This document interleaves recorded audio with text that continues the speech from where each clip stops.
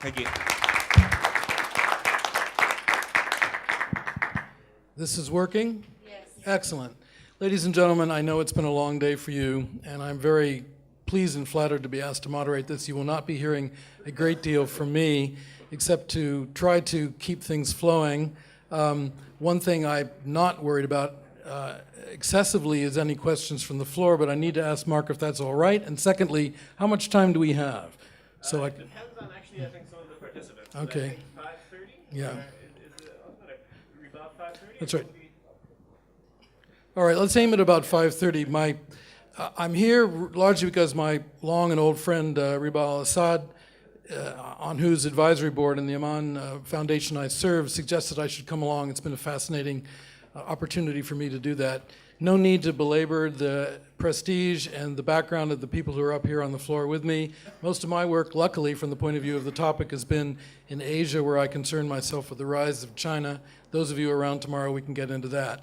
But at the moment, it's hard to think of a more enervating, troubling, dispiriting conflict than that which is raging in Syria these days. It's a troubling thing because of friends that I have who are deeply involved in it, troubling because I was involved with some of the problems when I was in the American government in the Middle East, and the way in which all of our efforts have seemed to come to nothing.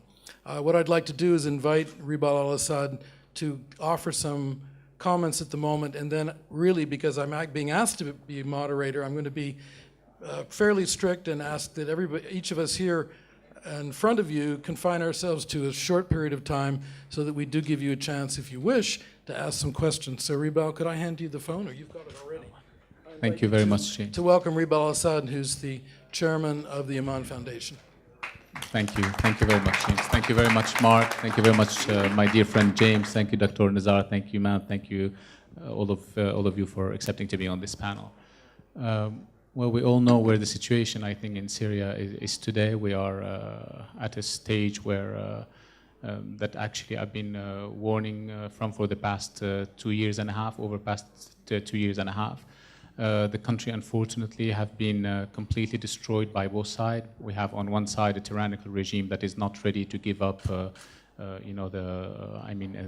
their seats, and on the other side you have an opposition that got more and more extreme, and as you have heard recently from the latest news, that most of rebel-held areas are under the control of extremist groups, a lot of them of course affiliated to Al-Qaeda, and others Salafi extremist groups who are, again, for some people they would consider them, of course, not as much as extreme as Al-Qaeda, but we all know that they share the same ideology. It's very sad because we could have, prevented that from happening. We could have prevented that situation from the beginning. When those peaceful protesters went into the streets and chanting 111 as one people against the dictatorship. At that time, yes, there was hope. We could have continued on putting pressure on that regime to accept more, to accept political parties to be formed in Syria, to accept, to give freedom, and for sure to have a transitional democratic change. Unfortunately, this is where we have not stepped in. When I mean by we, when I talk about the West, where I grew up since I was 9 years old, I talk about Europe, I talk about the United States, where they decided to stand in the back and allow countries such as Saudi Arabia, Qatar, and others to take the lead. And as we all know, those countries do not share the same interest as we have. They certainly do not want to see genuine democracies taking over those countries where they have been in Arab Spring, because they know very well that this could be a contagious process and a domino effect, which would, of course, reach their own countries. So this is why you could see countries such as Egypt, Tunisia, and others, where there were a competition between actually Qatar and Saudi Arabia, each one wanting to promote their own notion of Islamist extremism. The Qataris were backing the Muslim Brotherhood. The Saudis, on the other hand, were backing the Salafis. This is what it got us to. Unfortunately, again, we allowed those countries to form the opposition group, the recognized, now by 120 countries, the Syrian National, started by the Syrian National Council, which was a group of people, they gathered them in Turkey. 80% of them were members of the Muslim Brotherhood. And then it took Mrs. Clinton, Secretary of State Hillary Clinton, 18 months to recognize that those people do not actually represent the Syrian people. And at that time, again, there was hope because we thought that they know now what really, that they were wrong. They know now that those people do not represent the Syrian people, that the process that they chose was not a democratic process to choose this opposition, and that maybe they were going to fix it. Unfortunately, they went to Qatar, so it moved from Turkey and then Qatar. And in Qatar, again, they brought around 270 people into a room, and they said, well, these are the recognized, opposition of, a Syrian opposition. Again, without any democratic process. And this has showed the majority of the Syrian people who have, risen up against this dictatorship, that they actually have no hope. The hope that they had, it's either between this dictatorship or this opposition that is mainly based on Muslim Brotherhood and Salafis who would come and replace that regime. And the majority were left without any third choice. Like, for example, now, as you can see from the Geneva II conference that we're going to have in January 22nd, who are the group that are invited? It's very sad that after 3 years and all this destruction and 150,000 lives lost and over 2,200,000 refugees and another 7 million internally displaced, that they did not get the lesson. Now we're going to have the people coming to the Geneva II conference, they're going to be the Syrian regime, and on the other side, you're going to have the Muslim Brotherhood. You're going to have, they were trying to convince the Salafis to come. Well, that's a great future a great hope for the Syrian people on the ground.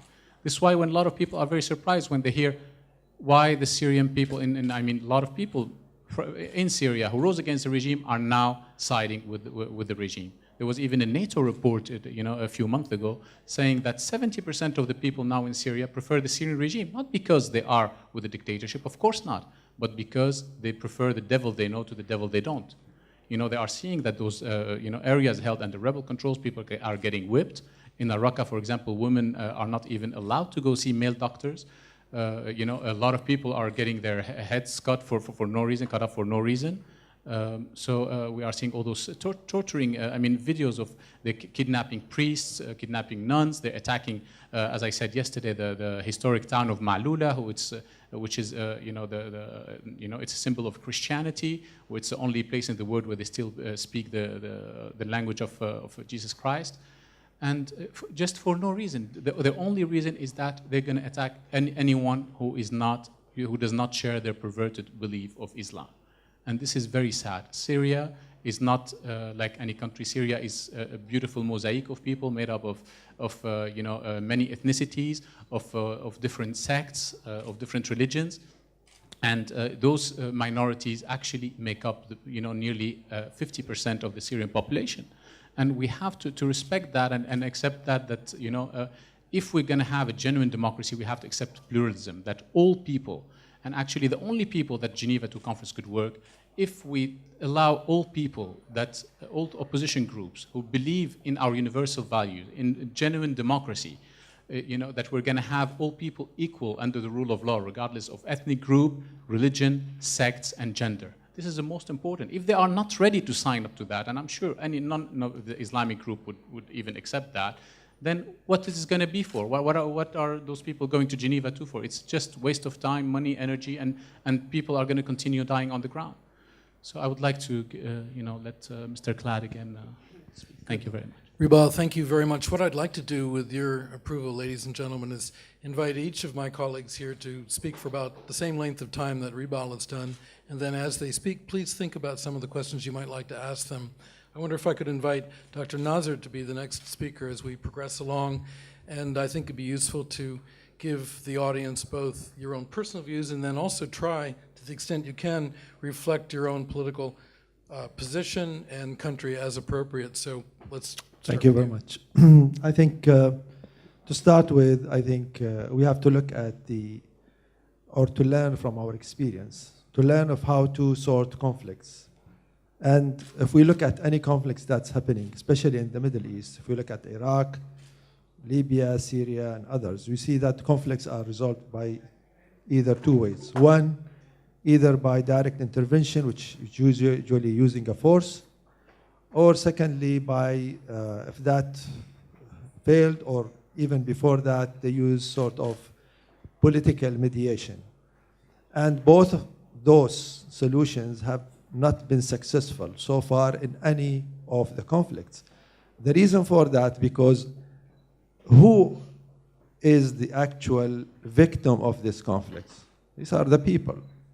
And both those solutions doesn't actually, they don't actually serve or help those people. Because like in Iraq or in Libya, when there is intervention, of course, they destroy everything, and they put the best democracy in the world system, and then they think things will work by itself. It doesn't work. People are not involved in any way. They're involved later on.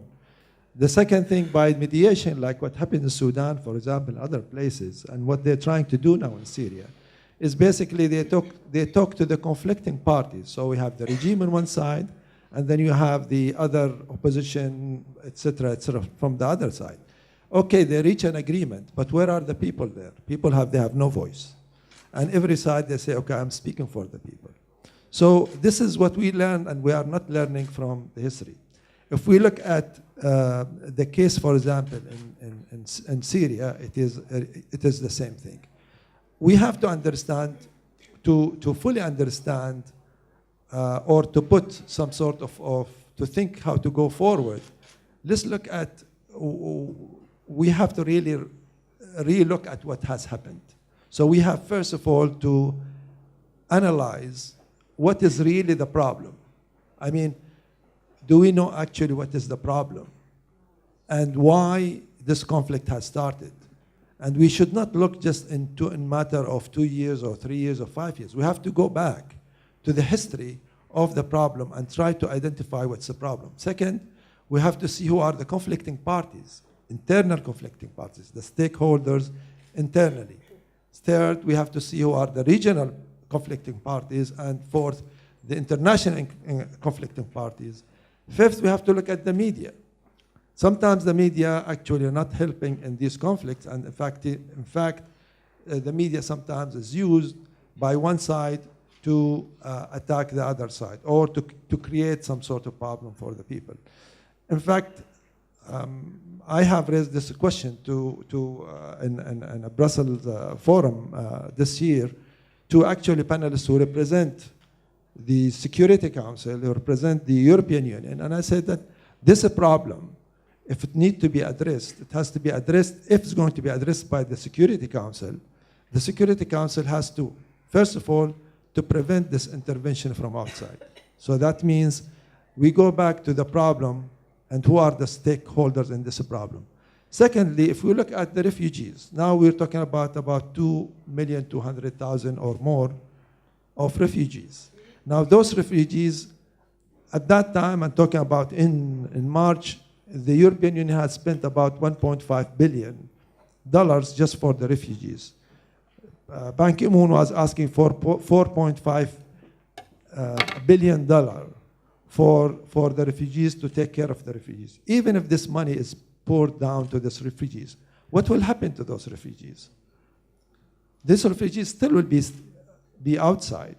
Now they need education, they need, if I'm a head of a family, I need to take care of my family. How do I do that in a tent or in a camp? I cannot get a job, I cannot work. So the problem will escalate actually. The only way that those people have to go back. And the solution actually has to focus from the problem and focusing on the people rather than focusing just on the conflicting parties. The only way is the intervention of the regional side or the international side doesn't happen in every conflict unless the conflict starts. So you have to sort of retrack and go back and try to see what wrong thing was done by those policymakers, what wrong thing was done by those who have actually intervened in this problem, whether they're regional or international. And to curb that and to focus, actually the solution should focus more in the people. I don't see any hope in Geneva too. And I think, okay, even if they arrive to a solution, this solution will be just to satisfy sort of the two parties.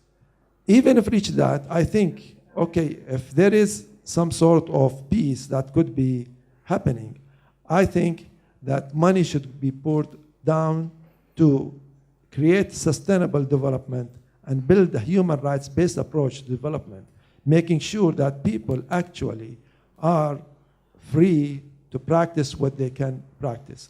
Forget about just the politics side, but they have to look at all the other sides. We have to look to economy, environment, culture,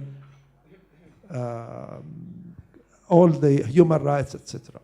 I'll stop here and give the chance for it. Thank you. Nasser, thank you for those views. I was struck how your perspective, coming from Bahrain, being in the Gulf, and seeing these issues coming up not just past year, but in the very recent decade, noticing how all of the issues are intertwined. I wonder if we could ask for your comments, madam. I've just learned that she was ambassador in Washington for 5 years. I'd never met her, and I was surprised because it clearly shows I don't travel in the right circles, but there we are. Thank you very much. Cyprus is the closest member state of the European Union to Syria. The distance between the shores of Cyprus and the shores of Syria are something like 120 kilometers. So not only we have had very long-standing historical, I would say, relations with Syria, of course with all the other countries in the region, with Lebanon and Israel and Egypt and the rest. But we have really felt the consequences of this tragic, terrible war that has ravaged the whole country. It has brought destruction. We're talking about I don't know how many trillion US dollars will be needed to rebuild what has been destroyed by weapons. We have 150,000 deaths, as we have, of course, this list is increasing by day. We have, all in all, over 7 million or 8 million displaced and refugees altogether. Most of them are children, and this is something we have to take into account. There are millions of children right now, as we speak, in this beautiful environment, that they are deprived of education, they are deprived of the very basic needs that each and every one and our families enjoy. So this is a tragedy that has been going on in front of the eyes of the world. We see it in our television sets, and we may change the channel because it's too traumatic and too tragic. But who is responsible for all that? And I can speak now as a free person because I'm not a foreign minister anymore.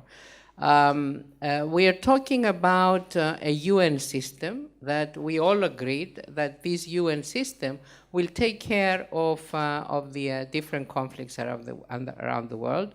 The UN Charter is very, very specific on how member states should conduct themselves in their international relations, when they can use force, how they can use force, when collective action is taken, and what is the role of the Security Council. Everything is very clear.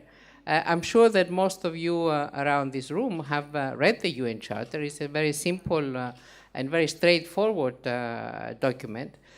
So are we really moving in the direction that the Charter has prescribed? Are the members of the United Nations, are the permanent members of the United Nations moving in that direction? We're talking about these extremist groups. They are armed. Who is giving them arms? We know. What are we doing about it? We have to be more honest about international relations. We have to be more honest as to who are contributing towards a solution and who are contributing towards further deepening this conflict. We have the Geneva meeting in January. Why are we talking about a failure? If we know that it's going to be a failure, what are we doing about it? So there is a lot of hypocrisy in international relations, and I wanted to point to this hypocrisy because the only way that we can move forward and have a more peaceful world is if we say the truth and if we point to the real culprits who are really responsible for bringing countries to these tragic situations. Thank you. I think absolutely well said. I think our friend from Cyprus has really helped us a great deal by throwing a very harsh and honest and realistic glare on the shortcomings of what we sometimes call rather fancifully the international system, which in response to the Syrian atrocious situation has essentially been frozen, paralyzed, or worse. I wonder if I could invite my two guests to the right to offer their own particular views and to keep focus on this question of what are the remedial prospects in the system as we have it with all its shortcomings to do something, or are we, as the former foreign minister said, condemned to just watch this on television knowing that it will continue to be an ulcer and that the consequences will be much worse? Well, I'm not an expert on these matters. I have looked at it as a citizen. And my first question to myself and to others is, who has sold the weapons? And how much is the responsibility of all European countries interfering when you look at who is shooting and who is selling and producing weapons still after the most great tragedy of the last century? We had started creating the Council of Europe and an adjunct committee called Western European Union. And this body should have controlled arms production. It was resolved 1 year ago, as it was not possible to have this control. So if I may say, there is one utopia for this century: stop producing weapons and stop by the nuclear. And one utopist, Albert Jacquard, it was his vision for this century: nobody should have the nuclear weapon. And as we are now debating on Syria, if you have a look at the map, Syria is a huge country. And in my opinion, you cannot debate only Syria. It interferes to Turkey. I have been 35 kilometers on the Syrian border on the Turkish side, where the refugees are coming, where people want to have peace. If you are looking at the negotiations between Iran, what was the outcome and what was the applause for those who concluded the agreement with Iran? And who was opposing? So these are fundamental questions, of course. Now Syrian population is suffering. We can do one thing as an act of cultural diplomacy. That is avoiding these terrible stereotype reportings. You have in the press the stereotype of dictator, such as if it was one single way of governance. It is different everywhere. And then we had the report of the Emir of Qatar having this act towards the opposition leaders. It was presented in the European press as some kind of relief. Now they will be able to talk. Now there is somebody who had federated the opposition. And who was the opposition? Nobody was looking at it.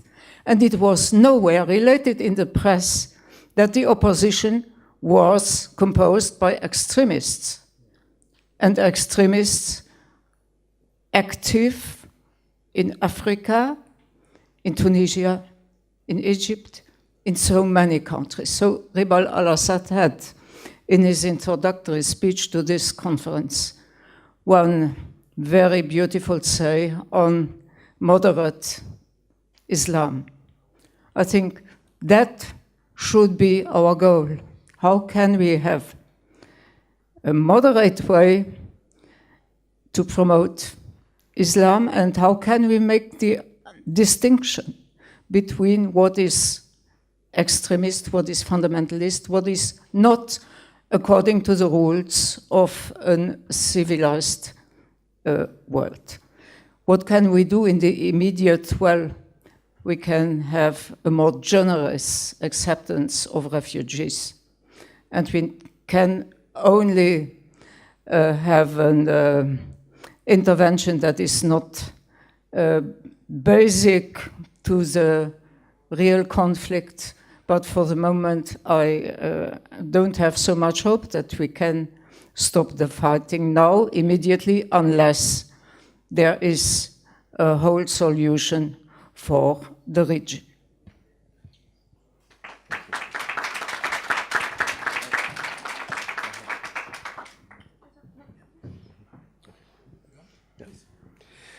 Thank you very much, and I'm very pleased to be part of the panel. It's such a distinguished group of representatives.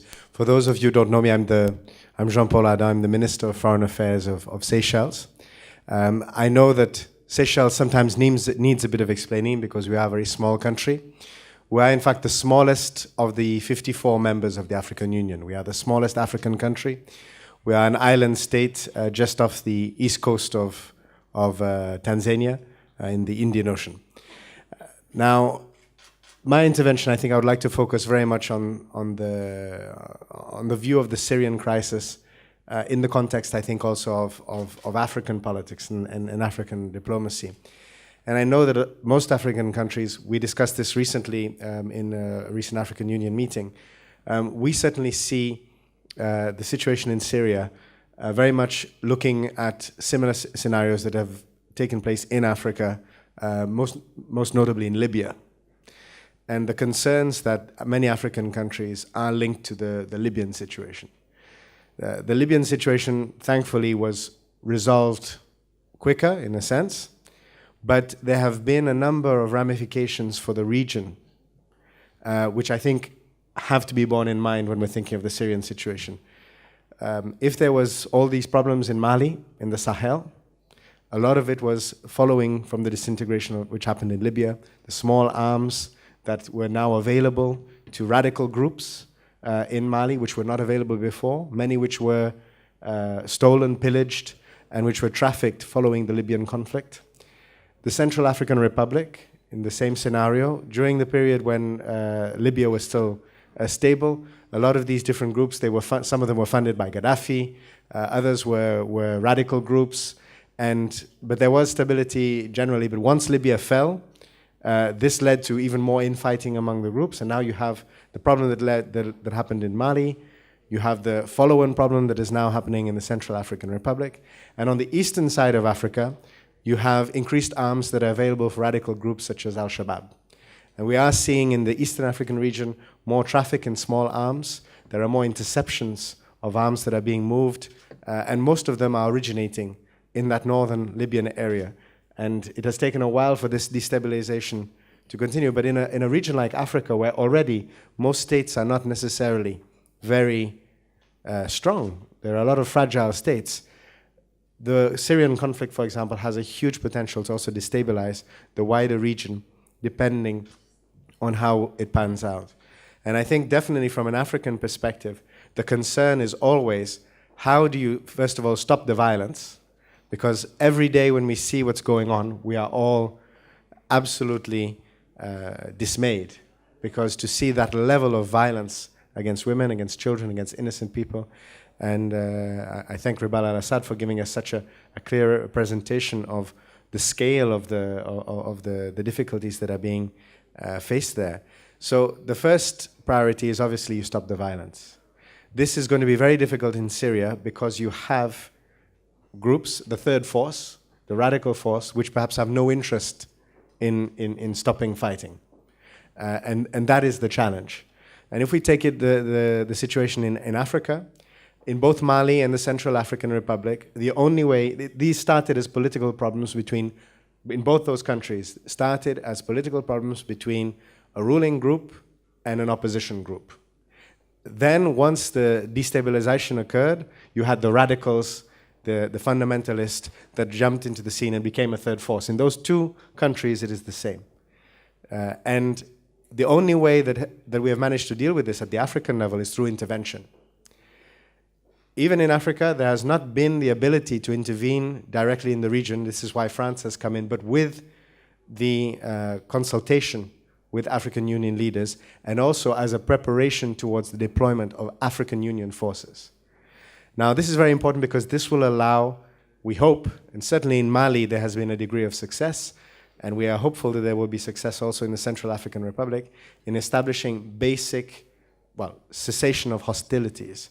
Once the hostilities once there is no longer fighting, you can then go for the political solution, and there it's where I think many of the proposals that we can bring about in terms of cultural diplomacy, about breaking down the barriers between religions, between ways of thinking, of how you're going to organize the state. You can have that conversation when people are not being killed every day. It's very difficult to have that conversation, or at least in an effective way, when there is conflict going on. The problem with Syria, and here I'm going to be very honest, we're one of the smallest countries in the UN, but in the Syrian conflict, one of the other problems is that behind the scenes there is also the issue of the states that are in the Security Council that are mediating, and they have to. Don't get me wrong, they have to mediate, but the fact that they are in the Security Council, that there is the United States and there's also Russia that are both mediating, means that this issue of perhaps having, for example, a neutral intervention force will be extremely difficult under Chapter 7 of the UN Security Council, which is how the forces were deployed in Central African Republic and in Mali. So the question of how you end the hostilities is the first question, the most crucial, the most difficult, I think, in the context of the Syrian question. Thank you very much. Minister, thank you, and the previous speaker for, again, a very able look at the issue from the perspectives. I mean, just think, here we have Seychelles, Africa Union, Luxembourg, Europe, Cyprus, both Europe and Eastern Mediterranean, Bahrain, the Gulf, and of course, Ribal from Syria, currently resident in London. I think the issues are stark. I'm very struck by the way in which each has referred to different elements of toxicity, how toxic the effect of this brutal war is on not just the country itself and the generation, these enormous numbers of refugees, and the harm and the suffering, but rather in addition, the fact that it is having such a terrible and deleterious effect on their own regions, and throwing again, as the former foreign minister said, the shortcomings of the international system, so described, into sharp relief. I wonder if with the prerogative of the chair, we could invite any questions. We only have a short time, but if there's anyone who'd be interested, please do now. I believe, I don't know whether there's a microphone they can use. And if, where is it? Yeah. And I'd be very grateful if you could please just very quickly confine yourself to an immediate question, a lot of questions, and identify yourself as well, please. Sir. My name is Ögmundur Jónasson. I come from Iceland. I'm a former Minister of Interior there. What should be the objective of the international community? Is the first and only objective to stop the war immediately? And if so, how should that be done? By military intervention or by negotiation? We are told that at a negotiation table in Geneva, democratic Syria will not be present. Only the fighting factions, which do not represent democracy. Are you saying that we should not have such negotiations? Or what should be done? Should there be other kinds of pressures, international pressures put on Syria, what are you suggesting? I agree that, of course, we should be asking who is or has been selling the arms. We learned in the papers that the German government or the German companies who are providing Syria, I don't know which party, with chemicals that were being used in chemical warfare. So I agree with you that this is a fundamental question, but I want to know, are you opposing the negotiations that are going to take place in Geneva, or are you suggesting some other kind of international pressure? I invite Ribal Al Assad to respond, and anyone else from the panel, and just invite you to please keep your remarks very short. Thank you very much for your question. Okay, no, I would like to clarify that, of course, I'm not against any negotiations. We are for negotiations. This is why we are here, because we are always for diplomacy, cultural diplomacy, any kind of diplomacy. But we also have to be pragmatic. If we're going to have a Geneva II conference and you're going to have the Syrian regime, a dictatorship, on one side, and on the other side, you're going to have Salafi or Muslim Brotherhood, all these groups, where is the solution? How can I sit? I mean, how could the Syrian people have hope with a solution coming out of this kind of Geneva II? I think the solution, as I said previously, the Geneva II should invite, I don't know if it's still time for them, but they should invite all groups who believe in our, not just to say it, they have to come there and commit to it, to commit to our universal values, as I said, of human rights, who would agree and sign on, a charter saying that we agree on equality of all citizens, regardless of ethnic group, sex, religion, and gender. This is very important. But I don't think, and this is where you will see that I don't think, for example, that any Salafi group or Muslim Brotherhood, they would agree on equality of gender, for example, or equality of sects or religions. This is impossible. They would not agree to that. So this is why I'm saying, what kind of democratic future are we looking forward to under this kind of Geneva II conference? The Geneva II conference, I said, would give us all hope if they would invite all groups who genuinely believe in those values. Good. Thank you, Ribal. Ambassador, or rather, Foreign Minister. Thank you. Very, very, very important question, very pertinent question. Let me tell you what I had suggested some year and a half ago in one of our foreign affairs councils in the European Union, to put all our efforts as UN, EU, and all other organizations and individual countries to cease the fire and to establish a very strong peacekeeping force in Syria. I had a very strong support from another member of the advisory board, Erkki Tuomioja. We are both firm believers that there is still a chance of putting something in place which is within the framework of the United Nations, give all the weight and all the money to a very strong peacekeeping force, effect a ceasefire, and I think that all the countries that are at this point, they are sending weapons to the different factions, they have to be able to convince them to stop the fighting. We're spending billions and billions and billions for the refugees, for the needs of the refugees. Can't we spend this money also to have a peacekeeping force? And then, of course, we have already Lakhdar Brahimi. I know him personally. He's an excellent diplomat. He's an excellent negotiator. Let's give a chance to negotiations. Let's put also all our support as international community to negotiations and to establishing a peacekeeping operation. Briefly, please, and then we'll Yes, turn to at least two more questions. Very briefly, I think the first thing that should be done, the success of Geneva II, is to stop this war, number one, and to make sure there is no intervention from outside, especially from the radical groups, if they can, in a way, curb their effect inside. But that's not enough. That will be just the beginning, because then there should be a big program, first of all, to bring back all the refugees. Those refugees have to go back through a proper program for sustainable peace. And thirdly, which is very important, is to focus on the proper development of the people. Because at the end, any conflict starts from the people.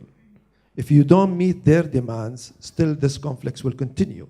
So a proper sort of sustainable development based on human rights that will create democracy from within the country, not imported democracy from outside, but a democracy that people will choose and will be happy with. Thank you. Nazir, thank you for focusing on the vital question of repatriation. There's a question back there from this gentleman, and then this gentleman in front, and then you, sir, raising your hand there at the third. Okay, so we could keep it quick and brisk. Please identify yourself and keep the questions short, please. Yes, thank you. Oyas Kalnic, I'm chairman of the Foreign Affairs Committee of the Latvian Parliament. When we look at this region, there are a lot of different reasons for conflict, tribal, economic, political, but the one we hear about the most is religious, and particularly the conflict between Sunnis and Shiites.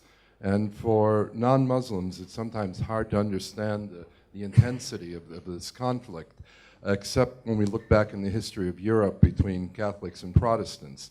Do you see this issue being resolved in some way? And isn't this one of the core problems that leads to so much violence there? Is this a question directly for Ribal? For anyone who's ready to answer it. Ribal, do you want to keep it short?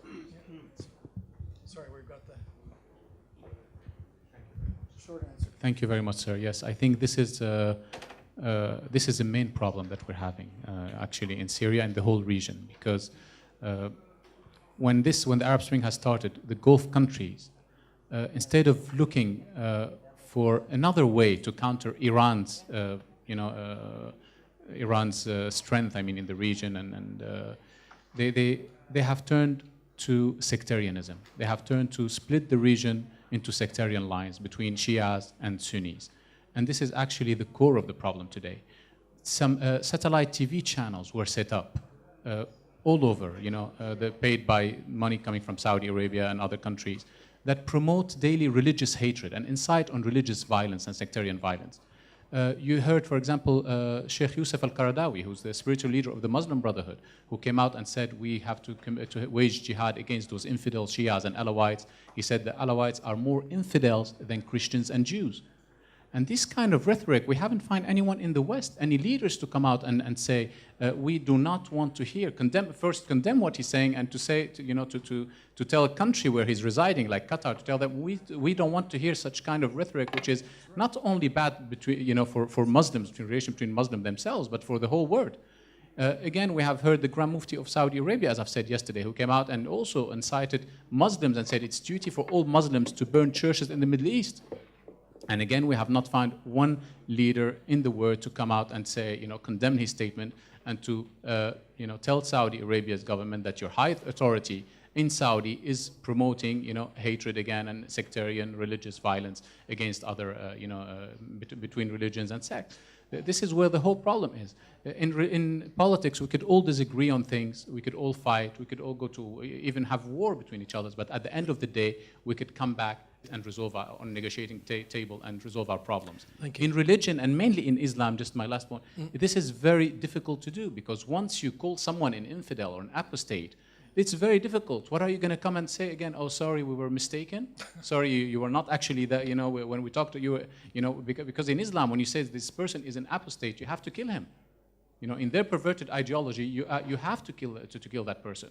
So what are we going to do now about it? How are they going to retract what they have been promoting for the past 3 years and inciting, against for the past 3 years? Thank you, Ribal. Your point particularly about the silence from the West for these extreme comments, as if we have one rule for one set of discourse, and yet from a particular big, wealthy kingdom, somehow we're meant to look the other way.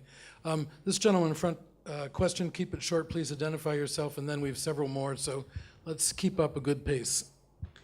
Thank you very much. My name is Esfahani. I'm director of a private Islamic Studies Institute in Berlin.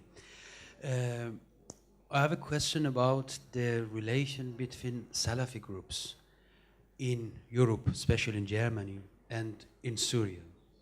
Because of my work in this Islamic Institute Institute for Islamic Studies and or internet site, I have experienced that there is a very, very strong hatred against any moderate solution for Syria between converted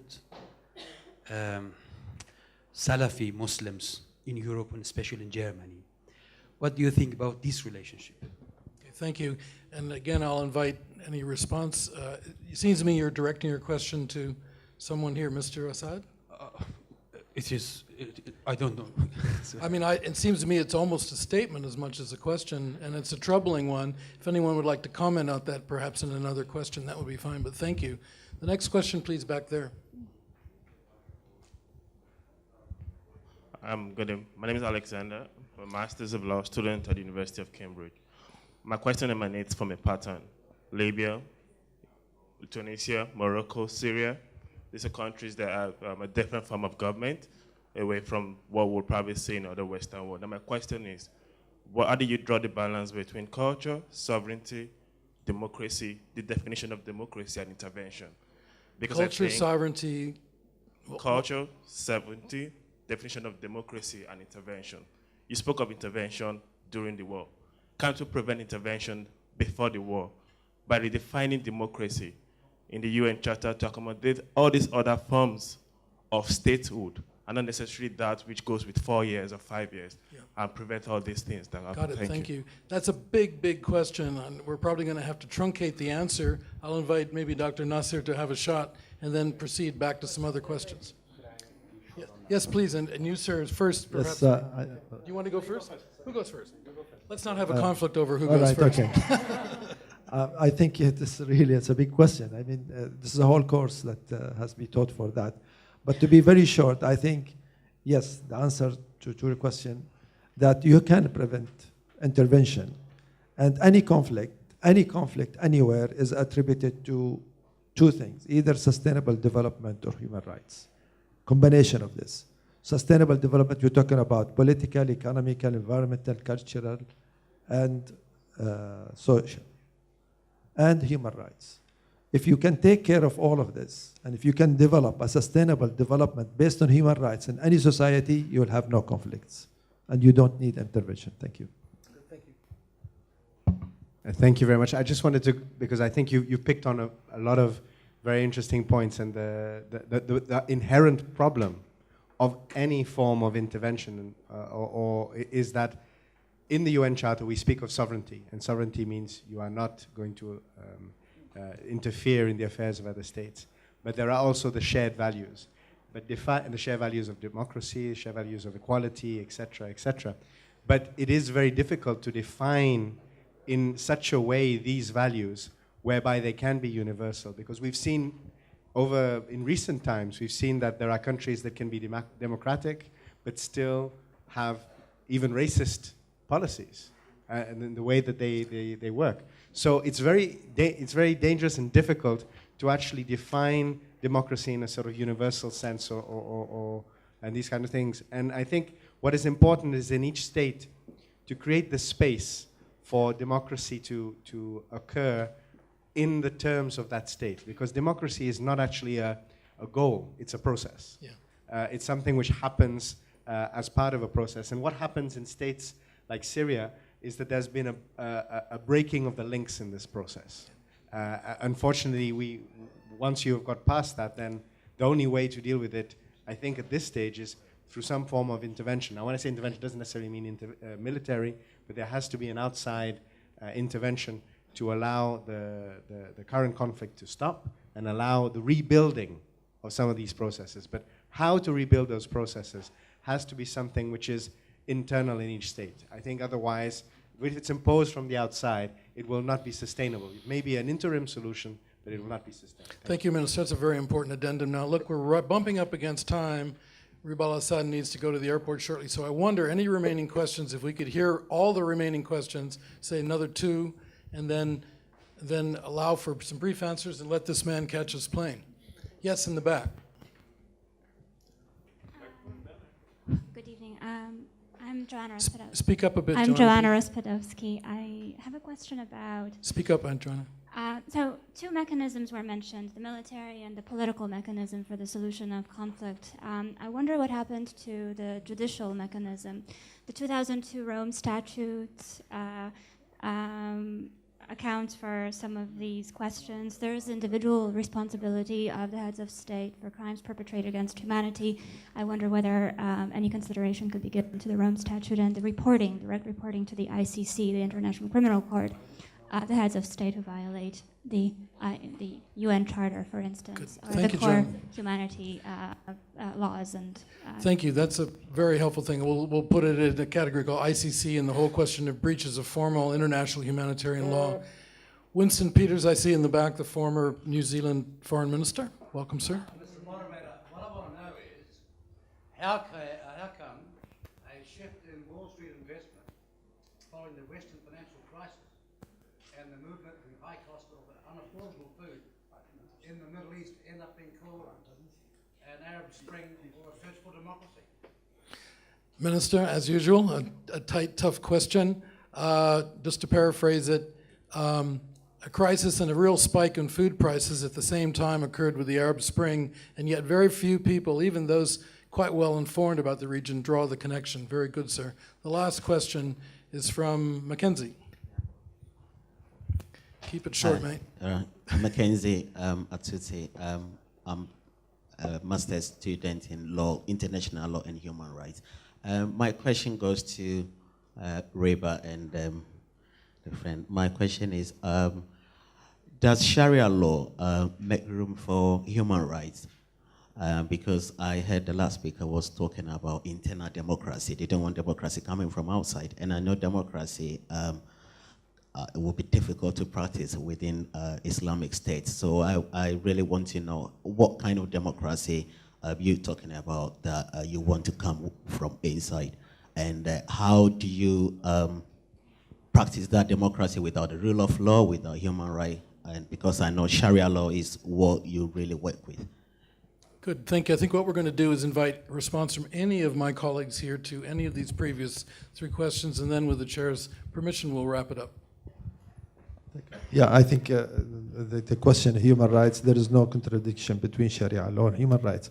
See, the problem with human rights, I have a book which is published, Universal Model for Human Rights, and it answers most of the questions you have.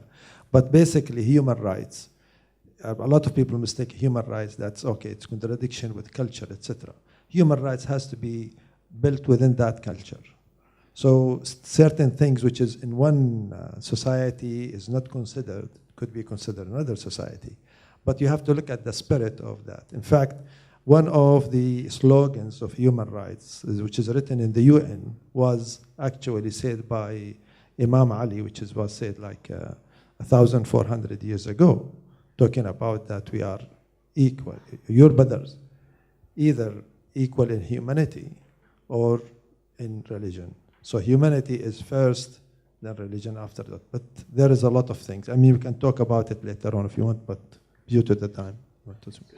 Again, what I'd like to do, Ribal, if you could address any thoughts that occurred in those three questions. Yes. ICC, question of food prices, and also Sharia incompatibility with democratic development. Then if we could come down to the rest of the people. Yes, the first thing that I wanted to make myself very clear again, because I said previously, one of the gentlemen sitting in the front row said, that not all Muslims, of course, believe that an apostate should be killed. Not all Muslims, only Muslims, extreme Muslims who have a perverted ideology of Islam. This is, we have to be very clear about it. And regarding Sharia law, I personally don't, I don't think that there is, we have to go back how Sharia law came. Sharia law, when it came in Islam, it was an introduction to democracy. It was introduction to democracy. It was a kind of laws that people needed at that time in Arabic tribes and others to be able to survive and not to have the law of jungles whenever they needed, there were tribes whenever they needed money or others, they would go invade another tribe and take their women, take their slave, take their cattle. This was not right. So it was kind of laws that they had to, to live, like all other religions. But today, also there's another thing in Islam, it's called ijtihad. Ijtihad means we have to be able to evolve. not to stay. This is exactly against the Salafi ideology. The Salafi ideology, Salafi means stay stuck in the past. Salafi means the past. And they don't believe in any evolution. And this is why we are, I'm personally against, those people who are practicing Sharia law because they do not understand what it means. Today democracy actually in a country like Syria is the only way. As I said, in Syria with all these different ethnic groups and sects and religions, is the only way that could protect those groups, to live all together in peace and harmony, in a pluralistic society, and again, as I said, all equal under the rule of law. Thank you. Moving along to you, Minister for Ken. On ICC, I think it's a very, very big chapter, and the problem there is that not all member states of the United Nations have become parties to the ICC statute. And until, that's my opinion, until and unless this is an obligation on the part of all member states of the United Nations to be a party, for crimes, for these particular crimes, we're talking about crimes against humanity, crimes of genocide. How can one say that I don't want to be involved in that? Everyone, every member state should be obliged, if they are members of the United Nations, to be a party of the Statute of Rome. So until and unless all countries are part of the ICC, then I think there will be a limit to what the ICC can do for these horrific crimes that are taking place. Moving right along. Thank you. I also just wanted to come in. Sorry. I think we might defer to your colleague. Go ahead, please, and then. Well, I think we should perhaps go back in history concerning nation building. Sometimes the borders are not according to the ethnic consistence of a group. And that was the case also in Europe. And there was one very wise decision in 1980 between Germany and France that was not to change borders. So are the borders now not to be changed according to the new situation? There are talks about Great Turkmenistan.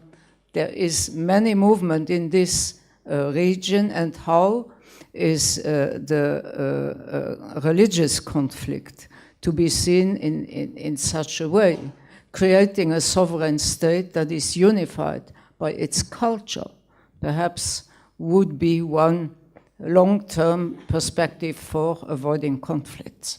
Minister, thank you. Sorry to cut you off a little bit earlier. No, that's fine. Go ahead. Thank you. I just wanted to respond very quickly on the ICC question, which I think is very important.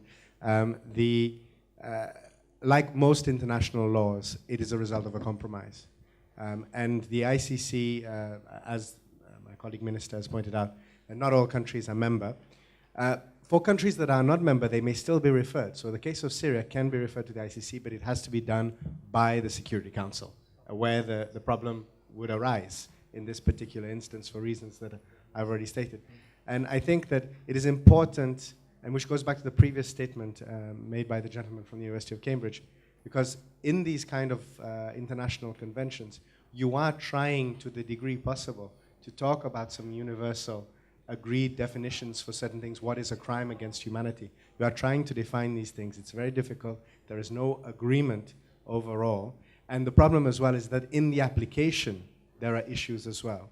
And I know there's been a lot of press coverage recently for the African Union's position, for example, on Kenya and President Kenyatta. But the African Union's position is actually one, and this doesn't get heard in the media, but I was there.